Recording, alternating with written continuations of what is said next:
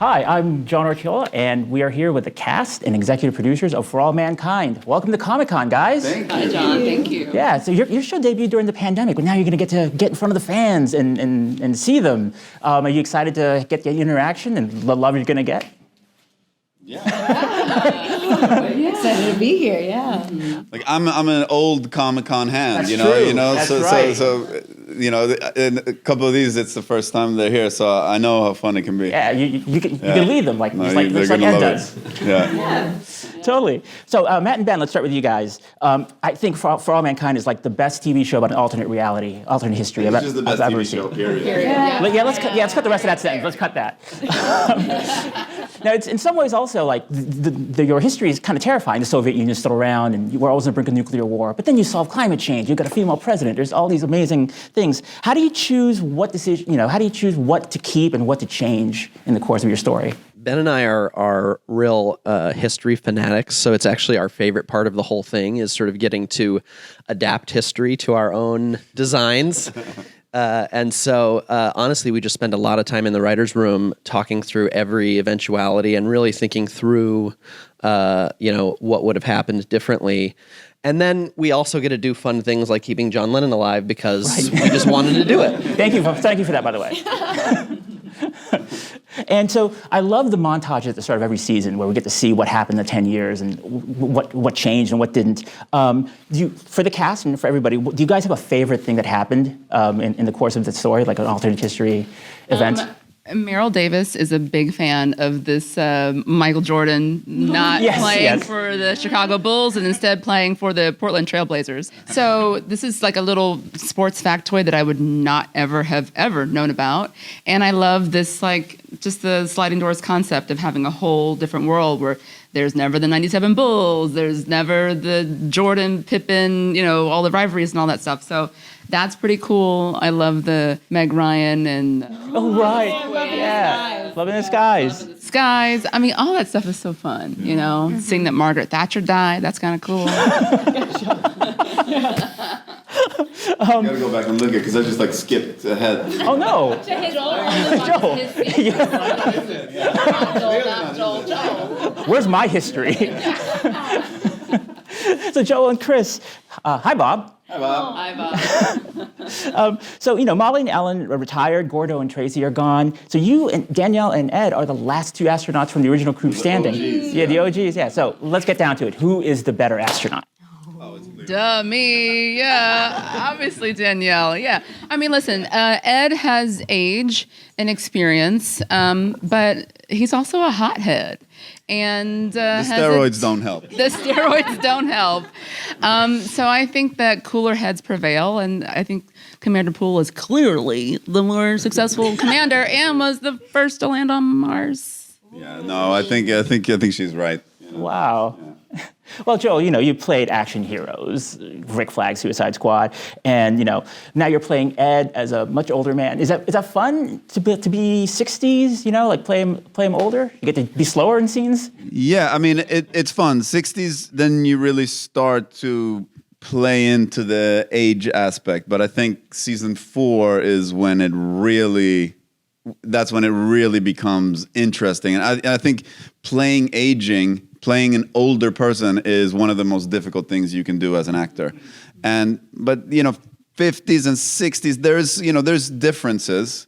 Of course, it hurts the knees to get up a little bit, but when you get to 70, then it's a real, then you really become physically a different person, a different being in a way. So that's when you get to pull out all the old theater tricks and so really looking forward to that. Awesome. Well, Chris, Danielle, I feel is the moral compass of the show. I feel like when bad stuff is happening, she's the best one to look forward to because she'll probably do the right thing. So can you talk a little bit about that? That's one of the things I love about her. I think we see a lot of the themes mirrored in real life that we see in For All Mankind. And I think oftentimes, like throughout history, you're seeing sort of matriarchs be the people who hold the thing together, who become, the head of the household in so many ways. And so I think that even from seeing Danielle's behavior in season 1 of, breaking her arm to protect Gordo's his reputation and his future in the program. I think her selflessness is both remarkable and also like women everywhere every day are making huge sacrifices to make sure that the wheels don't fall off. So I really admire that about Danielle and the way that her story is told. Nice. Coral, hi. So Alita has changed a lot in season 3. Did you like playing the more volatile Alita, or do you like her now that she's matured and gotten? I mean, she still has that spirit in her. She's a feisty one. I saw it in season 2 as more of that she didn't have guidance, and so what you're seeing in season 3 is that she has a support system and she has guidance, and obviously maturity, of course. But I think there's a maturity that comes with also being the role model for another small person, which is her kids. So I think a lot of that softness comes from her being a mother. Nice.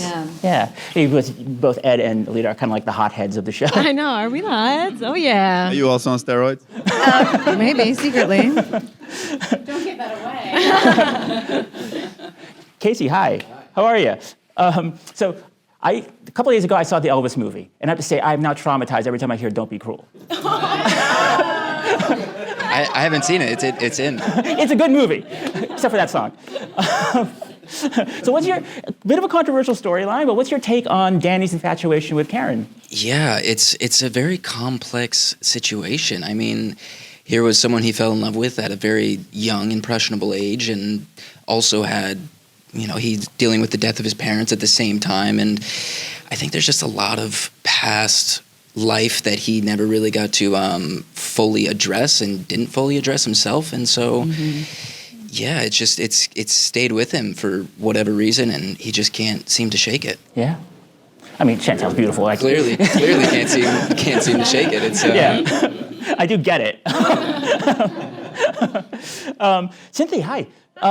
So Kelly is following in her dad's footsteps and became an astronaut, but she also doesn't want to do it his way. Can you talk about Kelly's journey and why she decided to go into space and how you want to pave your own path? Yes. I am so proud of my girl, Kelly. She went to Annapolis, became a pilot, did all that.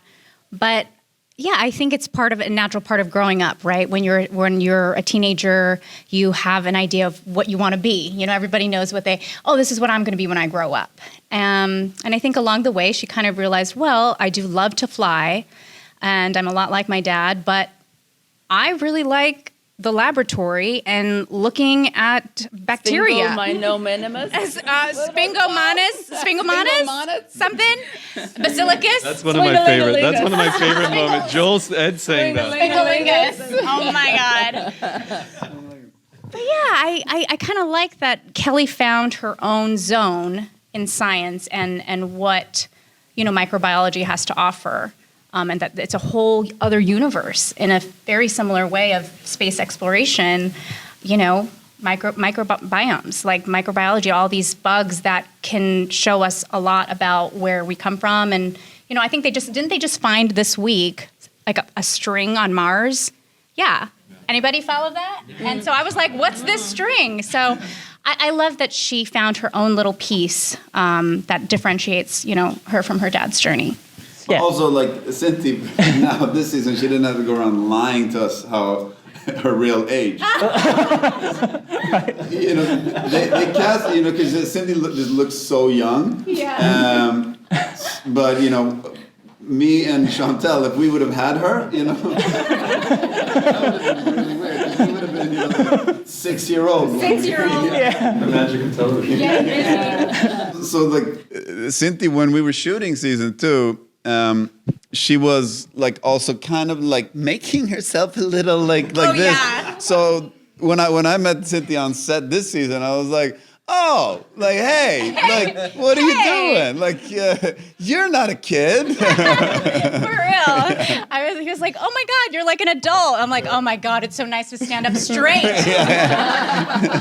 Like, what are you guys having for lunch? Hey, Dad, can we have spaghetti again? Yeah. So we went to the moon. We've gone to Mars. When the show gets to Pluto, are you going to definitively say whether or not Pluto is a planet? Can't comment on that right now. Spoiler. Season 12, so we don't want to get ahead of it. Well, what does everybody think? Is Pluto a planet? Forever. Always. Always. Yes. Right? Yes. Right? I never understood that. Yeah. Fake history. We're not going to abandon Pluto. Yeah. Awesome. Well, listen, thank you guys so much. I hope you have a great Comic-Con, and welcome back to live action meeting the fans. Happy to be here. Awesome. Thanks, John. Thank you guys. Thanks, John.